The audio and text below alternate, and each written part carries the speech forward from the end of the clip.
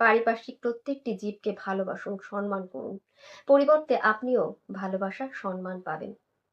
খুব সুন্দর একটি ছোট্ট শিক্ষামূলক গল্প, অবশ্যই শুনবেন। পথ চলতে একজন ব্যক্তি একটি পাথরে হোঁচট খেলেন। তিনি ভীষণই রেগে গেলেন।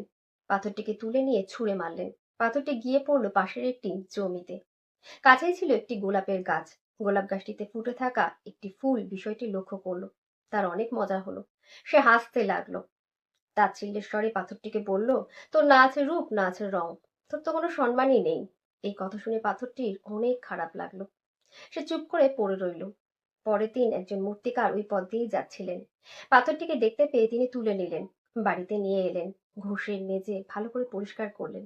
তারপর ছেনি হাতুড়ি দিয়ে পাথরটিকে একটি ভগবানের মূর্তির আকার দিলেন, সিংহাসনে স্থাপনও করলেন।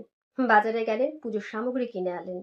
পুজোর সামগ্রীর মধ্যে ছিল গতকালের সেই গোলাপ ফুলটি, যে পাথরটিকে তুচ্ছ নজরে দেখেছিল।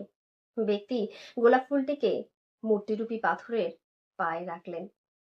গোলাপ ফুলটি যখন বুঝতে পারলো এই মূর্তিটি গতকালের সেই পাথরটি যাকে সে অনেক খারাপ খারাপ কথা বলেছিল, ফুলটি লজ্জিত বোধ করলো। পাথরটির উদ্দেশ্যে বলল, আমাকে তুমি ক্ষমা করো, আমার ভুল হয়েছে।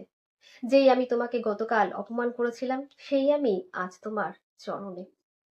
হ্যাঁ বন্ধুরা, একদমই কখনো কাউকে ছোট নজরে দেখবেন না, অপমান করবেন না। হতে পারে আপনি অনেক শক্তিশালী, কিন্তু ভুলে যাবেন না সময় আপনার চাইতো অনেক বেশি শক্তিশালী, যে মুহূর্তে বদলে দিতে পারে জীবন।